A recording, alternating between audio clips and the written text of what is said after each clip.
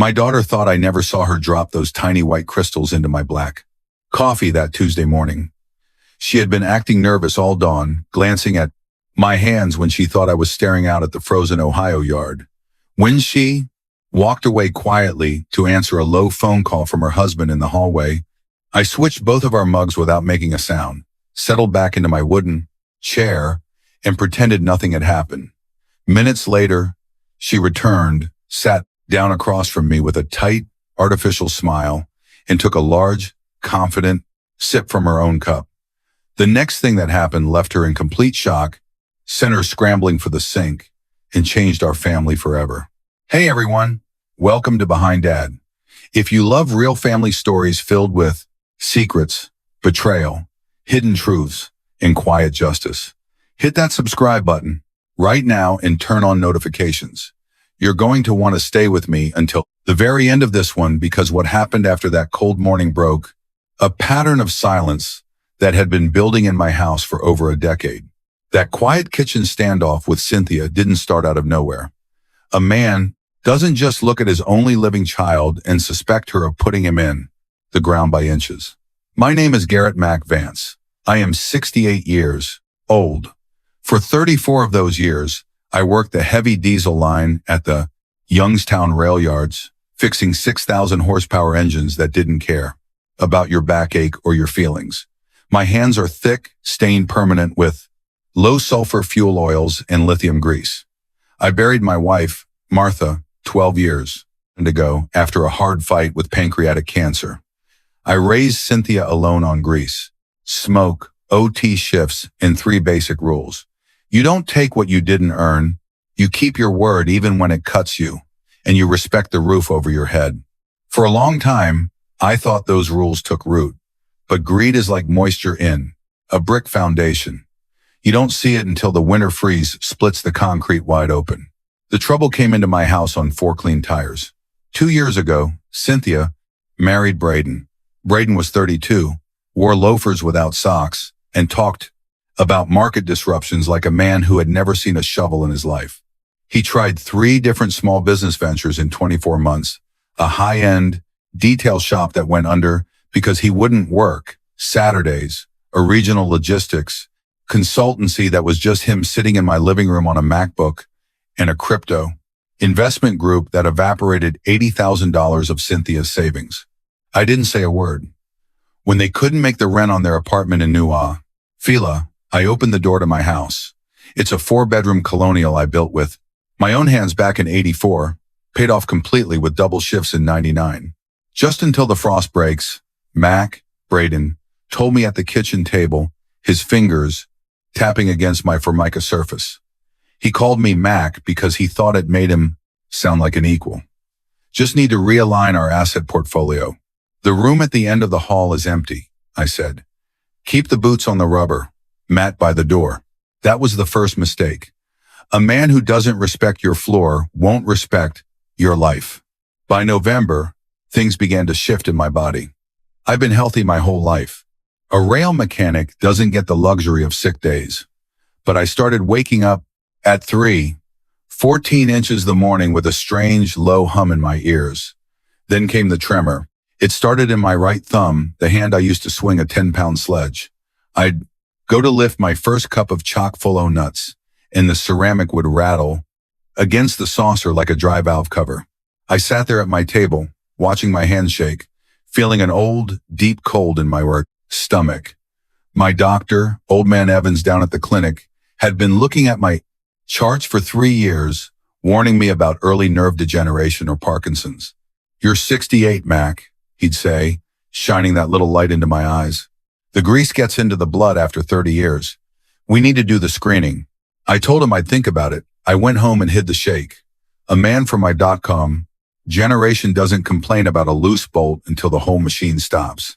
But it didn't stop at the shake. The nausea came next. Every single Tuesday and Thursday night, after Cynthia prepared her specialty, a slow-simmered beef pot, roast with rosemary, a recipe she learned from her mother, I'd find myself on my knees on the linoleum floor of the downstairs bathroom. My ribs would ache until I couldn't draw a full breath. My eyes would water, staring at the baseboards. "You're working too hard in the garden, Dad," Cynthia would say from the doorway, wiping her hands on a dish towel. Her voice was always level, almost sweet, but she never came into the bathroom to hold my shoulder. She stood right on the boss's threshold, her phone gripped tight in her left hand. "Your stomach just can't handle the heavy seasoning anymore. Maybe you should stay on the broth." "Maybe," I muttered, my head leaning against the cold porcelain. Behind her, Braden would be standing by the refrigerator, his arms crossed over his chest, watching me with those clear, unblinking eyes. "The old engine's throwing codes, Mac," he'd say with a dry chuckle. "Gotta know when to park it in the shed." I didn't answer them. I wiped my mouth, stood up, and went to bed. In my room, I opened my top dresser drawer and took out my old logbook, the small, black, leather-bound ledger where I'd recorded every oil change, every gasket replacement, and every hour of overtime since 1978. I flipped to the back pages. I started tracking the dates. October 12, pot roast, vomiting at 11:45 p.m. October 14, leftovers, left hand numb at 2 a.m.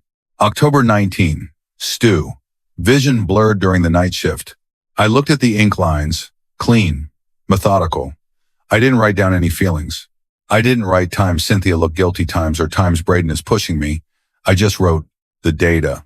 The machine was failing, and the failures only happened when the fuel was mixed by someone else. The real breakdown occurred 3 weeks before Thanksgiving.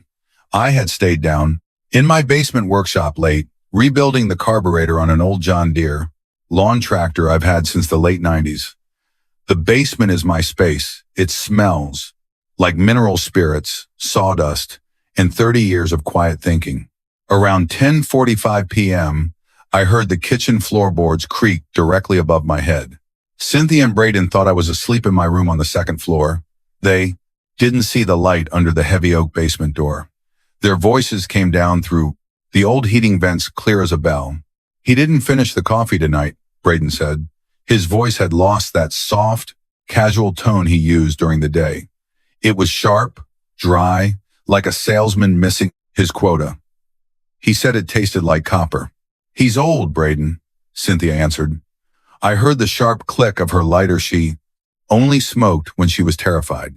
"His taste buds are shot. The doctor already thinks it's neurological. We just need him to sign the papers before the next evaluation in December. If he goes into the state facility before the deed transfer, the county takes the house to cover the medical lien," Braden said, his knuckles rapping against the kitchen counter right above my ear. "We lose the property, we lose the $400,000 in equity, and we're back in a one-bedroom apartment in the blank mud. I'm not doing that, Synth. We've put too much time into this." A long silence followed. The house seemed to hold its breath. "It's just the selenium drops," Cynthia said, her voice dropping into a whisper that sounded like dry leaves scraping across a driveway. "The internet said it looks exactly like progressive peripheral neuropathy. It doesn't show up in a standard screen unless they look for heavy metals. He won't feel anything. He'll just get tired. Mac will just get slow, and he'll sign the power of attorney so we can take care of him." "He's not signing anything while he thinks he can still swing an iron bar," Braden muttered. "Increase the count, 2 drops in the morning coffee, 3 in the roast. Let's get this wrapped up before the snow hits." I stood there in the dark of my workshop, my right hand holding an adjustable wrench. My fingers didn't shake. The tremor that had bothered me for 2 months vanished the second the truth hit the iron. My heart didn't race. It slowed down, dropping into a low, steady idle. My own daughter, the girl I carried on my shoulders through the county fair when she was 6. The girl whose college tuition I paid for by working 84 hours a week during the '08 recession, coming home with blood in my socks from the steel-toe boots. She wasn't trying to kill me fast that would bring the sheriff to the door. She was killing my mind. She was stealing my name and my dignity while I was still breathing, using my own kitchen table as her workbench. An American man from my era doesn't run up the stairs screaming. He doesn't shatter the glass or cry into his hands. If you find a bad weld on a bridge girder, you don't yell at the river. You fix the load-bearing line. I put the wrench back on the pegboard. I took out my black logbook. November 4, selenium. Kitchen vent audio confirmed. The next morning was the Tuesday from the hook. I woke up at 5:30 a.m., dressed in my flannel and jeans, and walked down to the kitchen. The coffee pot was already dripping. Cynthia was standing by the stove, her back to me.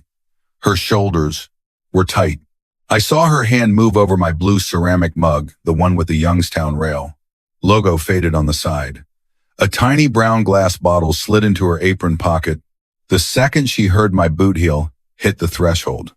"Morning, Dad," she said, turning around with that bright plastic face. "You look pale today. Sit down. I poured your first cup." "Thanks," I said. I sat. She set the mug down in front of me. The liquid was dark, steam rising, in straight lines. She poured herself a cup of regular tea and sat opposite me, her eyes locked on my right hand. Then her phone buzzed in the hallway, Braden calling from his truck to see if the old man had taken the bait. She stood up fast, her apron strings flapping. "I'll be right back, Dad. Don't let it get cold." The moment her heels cleared the linoleum, my hands moved. No rush, no noise. I took my Youngstown mug and swapped it with her white tea mug. I took a spoonful of sugar, dropped it into her white mug, and stirred it once. When she walked back in, her eyes went straight to the blue mug in front of her. She thought it was mine. She sat down, picked it up with both hands, and took a deep, long swallow to show me how good the morning was. I picked up the white mug. I drank the hot, bitter tea. It tasted clean. 2 minutes later, Cynthia stopped talking mid-sentence. Her brow furrowed. She looked down at the blue mug. Then her hand went to her throat. The metallic, a taste of concentrated selenium drops, when they aren't masked by heavy beef seasoning, is sharp like biting down on a copper penny. "Dad," she whispered, her face turning the color of wet chalk. This tastes wrong." "Does it?" I asked, my voice flat as an Ohio highway. "Must be your taste buds, Synth. You're getting older too." She stood up so fast her chair screeched against the floorboards. She made a choking sound, bolted for the half bath in the hall, and I heard the sound of her dry heaving against the tile. I didn't get up to help her.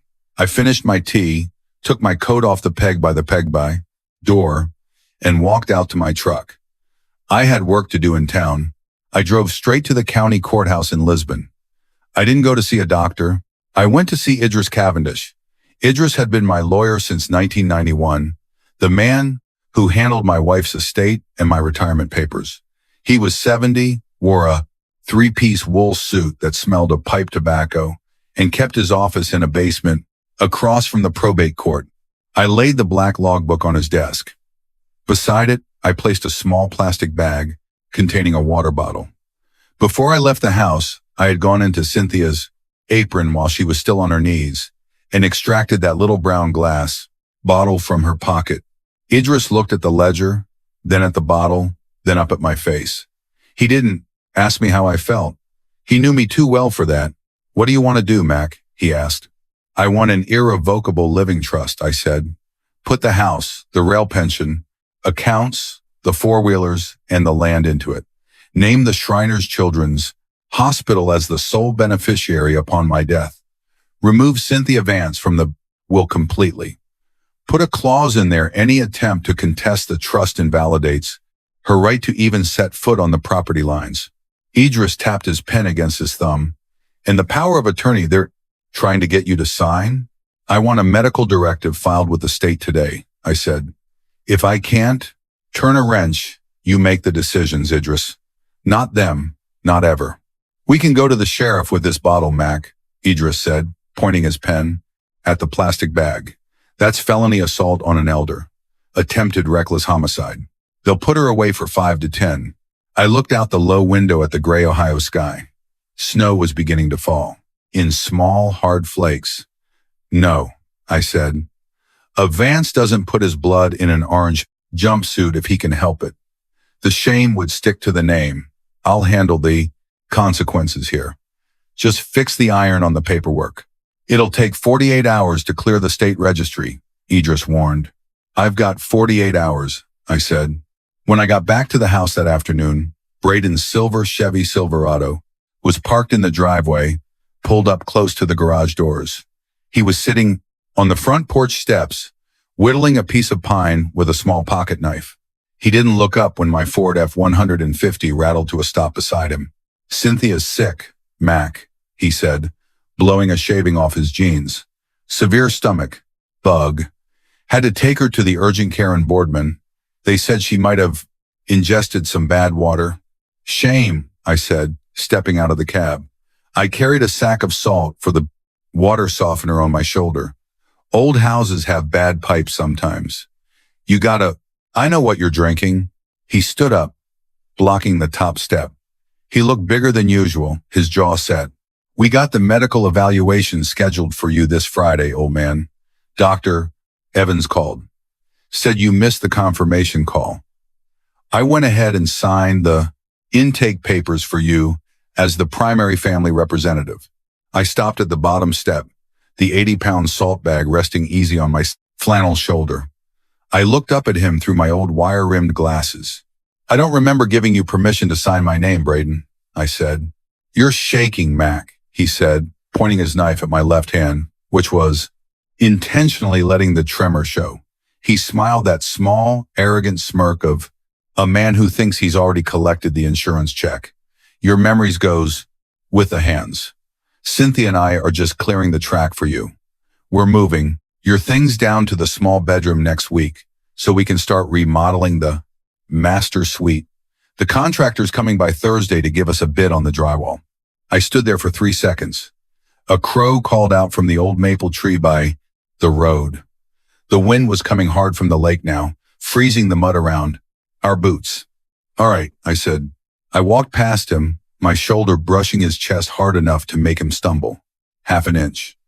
I took the salt down to the basement, dumped it into the tank, and sat down in my workshop. They thought they had 48 hours until the medical evaluation forced me into a corner. They didn't know the ledger was already sealed in Idris's safe. Thanksgiving came 2 days later. The house smelled of roasting turkey, but the air inside was thick enough to choke on. Cynthia sat at the edge of the kitchen, her face hollow, her skin gray from the dose she'd taken Tuesday. She hadn't touched a drop of coffee since. She watched me like a rabbit watches a red-tailed hawk, her fingers constantly twisting her napkin under the table. Braden was in high spirits. He'd brought out a bottle of $30 bourbon, pouring himself 3 fingers in one of my late wife's crystal glasses. "To family," Braden said, lifting the glass toward the ceiling, "and to new beginnings in the old house." Cynthia didn't drink. I didn't drink. I ate my potatoes, my turkey, my corn.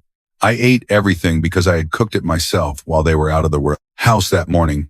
When the plates were cleared, Braden slid a blue folder across the Formica surface. It was the standard Ohio power of attorney form, the one that gives the signer total control over real estate and banking liquidations. "Let's get this out of the way before the doctors start their business tomorrow." "Mac," Braden said, leaning forward. His breath smelled of sweet corn and cheap corn. "Liquor. Sign on the yellow line. Cynthia will co-sign as the witness. It saves the estate from going into probate when things get darker for you." I looked at the pen he held out, a silver cross pen he'd probably bought with my daughter's money. "Cynthia," I said, ignoring him. I looked straight at my daughter. "Your mother died in that back bedroom. You remember that?" She flinched. "Yes, Dad." "She died knowing that every square inch of this dirt was clean," I said. "We didn't know the bank a nickel. We didn't know the neighbors an apology. I worked 30 years in the grease, so you would never have to look at a landlord and beg for more time." "Dad, please," she whispered, her eyes filling with a sudden sharp panic. She looked at Braden, then back at me. "It's just, we're drowning. Braden's dead. The business, we just need some leverage to clear the lines." "Shut up, Synth," Braden snapped, his face turning a dark, ugly red. He slapped his palm against the table. "He signs the paper, or we let the county take a whole place anyway. Sign it, Mac. You're 68, and you can't even hold a spoon straight. You're done." I reached out my hand. I picked up the silver cross pen. Braden smiled, leaning back, his thumbs tucked into his belt. Good choice, old man. It's for the best. I didn't sign the yellow line. Instead, I opened my flannel pocket and pulled out 3 separate sheets of certified paper from the Lisbon courthouse. The completed and registered irrevocable living trust, the medical directive, and a formal eviction notice issued by the county sheriff's office, effective at 6 a.m. the following morning. I laid them right on top of his blue folder. What is this? Braden muttered, picking up the top sheet. His eyes moved down the legal text, his mouth dropping open slightly as he hit the words, Times sole beneficiary, Shriners Children's Foundation. The house isn't mine anymore, I said, my voice dropping into that low, steady diesel rumble. It belongs to the kids who can't walk. The bank accounts are sealed in the trust. The truck is mine. The ledger is with Idris. Cynthia stood up, her face completely white. Dad, what did you do? Where are we supposed to go? You've got until 6 tomorrow morning to get your boots off my rubber mat, I said. Braden stood up, knocking his chair back against the drywall. He lunged across the table, his fingers reaching for my collar. You old bastard, you can't do this. We'll tie you up in court until you die in a state home. You're incompetent. The doctor will certify it tomorrow. I didn't move. I didn't flinch. I reached down, clicked open my phone, and laid it on the table between us. A voice came out of the speaker. It was Cynthia's voice from November 4th, crisp and clear through the basement vent line. It's just the selenium drops. He won't feel anything. He'll just get tired. Mac will just get slow, and he'll sign the power of attorney. The kitchen went dead quiet. The only sound was the clicking of the refrigerator. Compressor kicking on. Braden stopped, his hand freezing 3 inches from my face. His eyes went from the phone to my eyes. For the first time in 2 years, he realized he wasn't the smartest man in the room. He was just a boy with a pocket knife standing in front of a 68-year-old steam engine. The sheriff has a copy of that tape, Braden, I said, standing up slowly. I towered over him by 3 inches, my wide shoulders blocking the light from the Palazzo window. If you're still in Columbiana County by noon tomorrow, he executes the warrant for felony poisoning. If you leave, I let the tape stay in Idris's safe until I die. That's your choice. Braden didn't look at Cynthia. He didn't say a word about love or family. He grabbed his leather jacket off the back of the chair, turned on his heel, and bolted out the front door. A second later, his Silverado tore down the gravel driveway, spraying stones against the siding as he fled into the dark. Cynthia didn't follow him. She sank down onto the linoleum, her back against the baseboard, her head in her hands. She wept with a loud, ugly sound, the sound of a child who has finally realized that the world doesn't owe her a single cent it didn't work for. I stood by the sink, watching the snow pile up against the window glass. I didn't go down to hold her. I didn't tell her it was going to be fine. That would be a lie, and a Vance doesn't trade in lies. Do you hate me, Dad? She whispered through her fingers. I looked at her for a long moment. No, I said. A father forgives, Synth. That's the blood side of the line. But a man doesn't forget. That's the iron side. Both can live in the same house for a little while, but eventually, one of them has to leave. Where am I supposed to go? She sobbed. You'll figure it out, I said. Site 254. You're 34. I was building locomotives at 22. It's time you found out what $1 costs when you have to dig it out of the ground yourself. I went upstairs to my room. I didn't pack much. Just 2 pairs of boots, my flannel shirts, my tools from the workshop, and my black logbook. The next morning, at exactly 5:45 a.m., I walked out to the driveway. The air was 40 below zero, clear and sharp enough to make your lungs sting. My small Winnebago camper, an old 94 model I'd kept greased and ready in the back shed for 5 years, was idling smoothly, white exhaust plume rising into the gray dawn. Cynthia was standing on the front porch, a single suitcase by her side, watching me through the screen door. She looked small under the wide Ohio sky. I didn't look back at the brick house. I didn't look at the maple tree. I stepped up into the cab, pulled the heavy iron lever into drive, and let the clutch engage. The road was completely white, empty, and clean in front of me. At 68 years old, I had spent my whole life keeping things from breaking. Now, for the first time, I was looking forward to seeing somewhere I hadn't already fixed.